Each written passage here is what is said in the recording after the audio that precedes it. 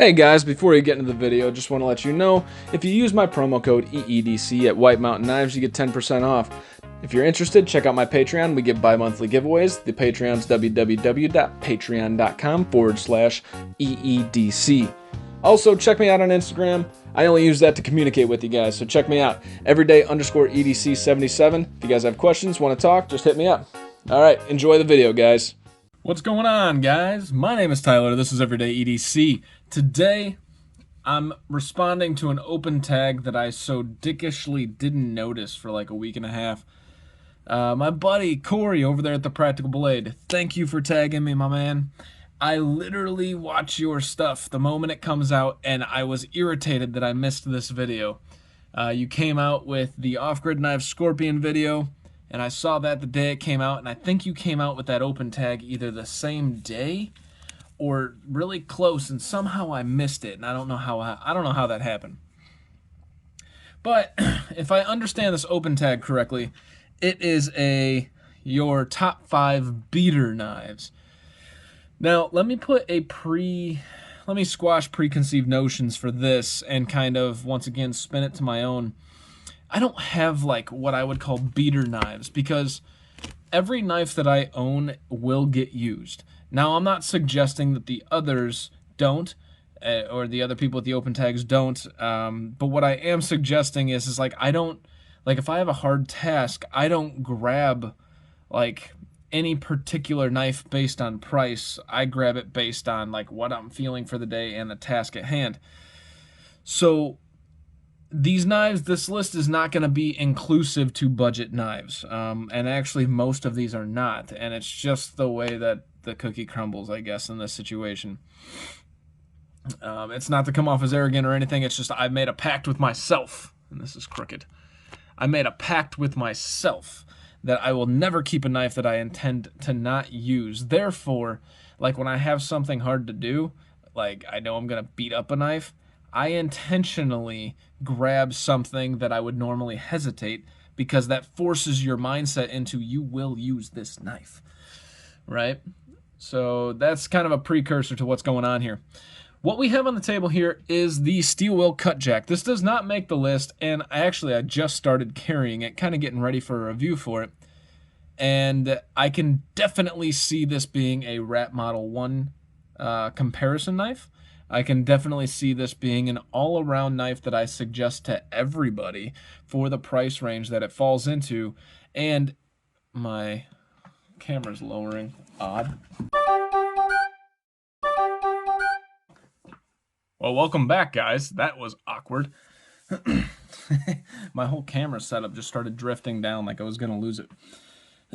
But long story short, with the steel wheel cut jack, this knife is incredible. Holy smokes. I actually took it apart today and used a Dremel to polish the washers and the liners and the blade itself. And it almost dropped shut. It's pretty badass. It's relatively centered. Yeah, it's pretty damn center. This thing's really, really good. If I was to say candidate for top 5 ultimate beater knives, this would be it if I used it more. Now, this definition to me is something that I use, right? It's not necessarily a beater knife, like I said, based on price. So the number one, I wouldn't say number one, these are really in no particular order, is the Kaiser large sheepdog. Now, you might be saying to yourself, like, you talk about the proponent being more of a favorite in some of your videos, and that these are both, like, kind of impractical. And they are when you're, like, leaving the house. When you're at the house and you got to go chop down limbs and stuff. This thing has taken out... I should have got a picture. This thing has taken out limbs that are like 3 inches thick. Yeah, it took some wax like an axe, but I mean, look at this. It's held up so nice. And it does. When you whack it like an axe, you're like, bam. It feels natural to do. It's really, really cool. And actually more efficient than any other tool that I have in my garage right now for doing that. So that's pretty freaking cool. This is definitely a heavy use tasked style knife despite a relatively thin blade stock and a super thin edge when it gets down to it. But it's just really good for stuff like that. I mean, landscape and stuff that you got to do trimming and branch takedown. I mean, it's incredible what it did, and I didn't anticipate it doing that. And it slices through a lot of stuff. I was going through half inch branches with like one swipe. It was pretty cool. So this is the Kaiser large sheepdog. Next on the list, hasn't made it into my pocket too recently, but I did. I would say for about a 4 or 5 month stint, like carry this thing like every other day, and that is my Wee Ferrum Forge Malice. First and foremost, you guys already know ergonomics are amazing. That's amazing. Carry factor is pretty damn good, although it's a pocket tank. I mean, it's pretty heavy. Fidget factor is through the roof. This knife is really, really good. With that deep belly, I did a lot with this guy, and it is very capable. Similar to, in weird arbitrary ways, the Kaiser Sheepdog XL, it's slightly overbuilt, and it definitely tackles most jobs with ease. This is the Wee Malice. And I'm cruising through these because at the end, I'm going to give you predictive knives if you were to ask me the same question in 6 months. It's just a prediction, but it's the ones that I think I'm going to be using like crazy. So... And another thing is you guys have seen a lot of list videos from me recently, and you will see some more, and I don't want to like harp too much on the same knife. So this has made it into my pocket and seen some of the most use out of all of my collection. Next, my Hinderer XM18 Skinny Sheep's Foot. Once again, similar to the Wee Malice, this has seen a ton of action, a ton of mods, and a ton of pocket time. Easily going down in one of my favorite, say, top 3 knives I've ever owned, if not #1. This holds a very near and dear spot in my heart, and I absolutely love this beast. It has decent action. The ergonomics are insane. The carry factor for such a large, overbuilt knife is pretty damn good because it's that thin nature. And overall, in my pocket, I feel like I'm capable of anything knife related or plus, maybe knife plus related with this guy in my pocket. Really, really good knife. Definitely seen some of the most use out of all of the knives that I currently own. Next on the list, my Benchmade Bug Out. Now, just kind of commenting on one of the comments I seen on a video. No, I don't respond to all the comments right away, but I will respond to every single comment. It just takes me a little bit of time. But there was a comment on one of my video that I posted either today or yesterday about kind of like best valued knives, and it was like glad I didn't see the Bug Out on there. And you're right. While this is one of my favorite knives to carry, this is not the best bang for your buck by any means. But that's not what this list is. This list is knives that I choose to carry and use the living shit out of. And this Bug Out has seen probably the most use in the shortest amount of time out of every knife that I currently own. And I take it out, and just like, I'm not comparing these two now, but just like the Sheepdog XL, when I'm doing like landscaping and stuff around the house, I take this out there and I'm whacking down little limbs and stuff with it. Like, it holds up really good to some arbitrary abuse, right? So, not to mention the carry factor of this guy is redonkulous. I mean, with the titanium scales and being so thin now, you don't have to feel like it's not a high quality piece or like it's like that cheaply built knife. It doesn't feel like that at all anymore. And the titanium scales have changed it for me to make it really one of my favorite knives to carry. And if I had to go into the list of knives that I had to choose for a top 5 overall out of my whole collection, this would probably make it too. I really enjoy this knife now. Now you might, you get those comments. What are they? Give your wife her knife back and whatever with the Bug Out. I don't give a damn. It's freaking awesome. I really do like the Bug Out. So last and definitely the most used that I currently own. Can you guys guess it? I'm sure those of you that watch the channel can. Bam! My Kershaw Launch 10. Use this guy for freaking everything. It's a small knife that performs like a large knife. That recurve really allows you to get more than the blade length lens in bad delivery. Yeah. I just lost my train of thought. That was crazy. But this blade length acts like a longer blade length due to that recurve is really what I was trying to say. Because let's take a look at just an obnoxious comparison between these two. Here is your XL Sheepdog. There is your bloop, Kershaw Launch 10. So yes, it is a small knife. But by virtue of the fact that it is a small knife, I actually carry this as a 5th pocket knife a lot. Therefore, it has more opportunity to see use. But once I used it, as I always say, the function of it's fantastic. You guys get tired of hearing me drone on about it, so I'm going to move on. Next, this one's going to be a little bit more fun. I picked 6 knives that I anticipate using as far as maybe the top 6 or maybe even the top 8 knives that I choose to use. So once again, I'm going to try to put these in order just by looking at them.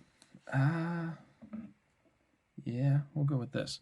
So first and foremost is my Cold Steel 8015 Light. Now, this is one that I forgot that I loved. This is one that I know that if I bought a custom, there wouldn't be much of a difference, but I would totally sell half my collection for a custom 8015. I freaking love the 8015. It's crazy. I've never felt an 8020 or 20.5, and I don't care. Like, it's like one of those where it got so hyped and I got so tired of being disappointed with the overhyped knives that I just don't care. But the 8015 is amazing. I'm not taking anything away from the 8020. Never felt it. I have no opinion on it. I just don't really care. But the 8015 is so unique, so ergonomically beautiful that I really do see this being a knife that I use quite frequently. I've carried it several times since the 30-day challenge, and oh, how I missed my 8015. Fantastic knife. I actually like the light version. I used the 8015 and S35 VN before, and I dulled the living shit out of that blade with the material I was cutting. And whether or not it's a soft heat treat, I don't know. I can't speak to that, but why not just go with the AUS 10A if it's just going to dull and I got to sharpen it anyways? So that doesn't bother me one bit. Overall, the 8015 Light, such a great value bang for your buck. And honestly, I think I picked that up for like 80 bucks on Amazon for like this sweet Amazon deal. If you ever see it pop up for 80 bucks on Amazon, buy it. Seriously, this knife is freaking awesome. So that's probably going to be my least used of my anticipated most used knives. That's a mouthful, ain't it? My next least used will probably be my Berg Blades Slim. Love it. Love it, love it, love it, love it, love it. I freaking love this knife. This is so cool. This is my pocket tank. I loved the Durus. You guys always hear me say I love the Durus. I love the Thug. And this is kind of like the culmination of that. And it's awesome because I didn't anticipate loving it as much as I do. So the Berg Blades Slim is definitely going to see some use. It's definitely going to get used and abused, and I have no intentions of ever trading or selling this as it stands right now. Next, probably the next most used knife or whatever would be the SOG Terminus LTE in carbon fiber and S35. Well, while I fell in love with the D2 version fairly recently. I was behind the curve on checking this out, but you always kind of hear the name and you're like, all right, you know, I get it. It's the only knife that SOG made that's worth a damn, blah, blah, blah. And then I got the D2 version and I was like, holy shit, this is really, really cool. It's like a Benchmade, but with a different feel during the flipper. There's a different type of tension on that blade, but when it goes back in, it sucks it back in. Ooh, wait, hear that? It's like, oh, it just whacks it in there. And it's really, really fun to fidget with. This carbon fiber version is now lighter than my bug out, which is interesting. Once you see the titanium scales on there, this thing's 2.2 ounces. That bug out with titanium, I'm going to guess that bug out in titanium is around 2.83. This is an awesome knife. I think that it doesn't fit in my 5th pocket due to how deep carry it is. So that's why it might not see as much, because while it's an awesome knife, it's relatively small by comparison of some knives, and I do like to carry one small, one large knife with me, typically. But I can definitely see myself carrying this and using it quite a bit. While I'm switching knives here, I want to throw out an honorable mention. The Spyderco Smock, which is currently with Corey over there at the Practical Blade, and my my Qsp, which is currently with my brother-in-law. Those two knives I do anticipate carrying quite a bit when they get back into my possession as well. Next on the list of knives that I probably will literally use and abuse, that is my Hogue Sig K320. You guys are seeing this in a lot of lists and everything. I'm not going to go too much over it. It is badass. It screams use. It screams abuse me. And it looks cool. It carries fine. The action's fun. S30, I mean, you're just getting a lot out of this for 120 bucks. It's just incredible. I actually have the Tonto version as well, so they will probably both see quite a bit of use. Last on my folding knives, yep, I said it, there's something else, is my Qsp Penguin. You guys hear me rant about it. You guys have probably heard it in the list, or you will. I love this knife. I am not going to beat it to death on how much I love it. It is incredible, and probably, definitely, if I had to choose a top 5, you've already seen 3 of those 5, not including Sentimental Knives, which is the Launch 10. That's where it classifies it was a gift. But this thing is one of my favorite 5th pocket carries. It barely fits in there, but it does, and you make it work. Fantastic knife. Oh, so good. And it's such a pleasure to carry. This thing is amazing. This definitely competes for pocket time once I have it now with the bug out. So, yeah, I really do like this knife. This is probably going to be one of my most used knives ever. It's easy to carry. It's just, yeah. Okay, let's move on. I'm not trying to rush through this, but I don't want this video to take forever, and you've seen a lot of these knives. But you haven't really seen this one. I've shown it once before, but this is a custom fixed blade by a 17-year-old named Jay. I'm just going to label him as Jay Blades. Look him up on Instagram. His name is Jay Blades. He's made 41 knives. I don't know what number this is, but I really like what he does. I really like this knife, and in hand, I really like this knife. You know, the craftsmanship of the knife itself is really cool. So the reason I anticipate using the living shit out of this is probably, I would say, my favorite fixed blade. I'm not a huge fixed blade guy. I really do love, this is probably tied for the Civivi Elementum in D2. I think that's fantastic. I don't care. That's not a downgrade to his work either. It's just, I like the shape of the Elementum too. But this thing in hand is stupid comfortable. This thing's really, really comfortable. The grind is so well done. This is an 01 tool steel. What the hell do we got going on here?